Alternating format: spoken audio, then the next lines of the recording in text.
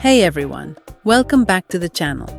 If you're new here, I'd really appreciate it if you could hit that subscribe button and join the community for all the latest content and in-depth discussions. Today, we're diving deep into the upcoming version 2.2, specifically talking about the much-awaited character Cantarella.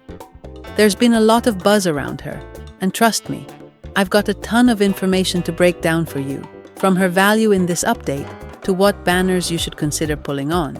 So, if you're wondering whether Cantarella is worth the pull, or if you're already looking ahead to future characters, make sure you stick around for the full analysis. But before we jump into it, don't forget to leave a like if you enjoy the video. Your support means a lot. Now, let's get into it. As we inch closer to the highly anticipated release of version 2.2, the excitement around the character Cantarella is definitely ramping up. Cantarella is shaping up to be a character who will bring a lot of value to the table, especially as a Havik rectifier.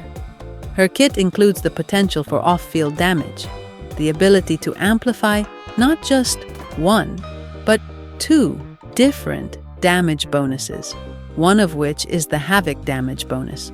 So, if you're thinking of pulling for her, keep in mind that she's likely going to be more than just a cute design, though I know that alone can often sway players. From the outset, her role seems geared towards a sub-DPS, making her an interesting character for those looking to boost their damage output off-field. There's even talk that she might have some supportive capabilities, perhaps similar to Brand, potentially including healing, but that part is still a bit speculative. With attributes like these, Cantarella holds a significant amount of value, and over time, she could be a solid addition to your roster. However, let's take a moment to consider the timing of her release. While she does have solid potential, she might not show her full strength right away in version 2.2. This is important because, despite her synergies with Kamelia as fellow Havik characters, Cantarella isn't exactly built to be Kamelia's dedicated partner. It's expected that she'll pair better with a different, yet-to-be-released Havik DPS character. So, if your account is already equipped with characters who can amplify damage bonuses like those in her kit, pulling for Cantarella might not be as urgent, especially considering her niche role at the time of her release. Now, let's talk about the banners and other characters dropping shortly after Cantarella. If you're on the fence about pulling for her, here's where it gets interesting. Version 2.2 will bring reruns of some incredible characters like Kamelia and the Shorekeeper. If you don't already have them, these characters can be a far better investment for your account. The Shorekeeper, being the only limited support character, is incredibly valuable since she amplifies the damage of any DPS and fits into literally any team composition. She's a must-have for ensuring a smoother time in a variety of content, so if you don't have her yet, she should be a top priority for your strides. On the other hand, Kamelia is one of the best DPS characters in the game, especially for taking down difficult content like the Tower of Adversity.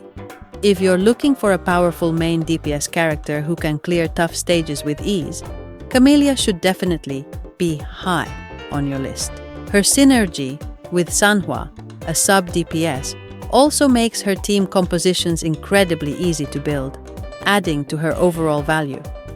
Given that the rerun banners feature these game-changing characters, they may offer more value to your account than Cantarella at this stage. Now, let's venture a bit further into the future and start speculating about what's coming in version 2.3. While nothing is confirmed yet, we've gotten some interesting teasers from the short story trailer released at the end of the version 2.1 livestream. If you've been paying attention, you've probably heard about Zani, who's expected to drop in the first phase of 2.3. But that's not all. There are two other characters who might follow, and one of them is Carthetiya. Yes, you heard that right, Carthetiya. We've already seen her in an alternate version as a weekly boss, but the expectation is that a smaller version of her will be summonable. Many are speculating that Cartetia could be the next big DPS character in the game, possibly even surpassing Jinshi, the current top-tier DPS.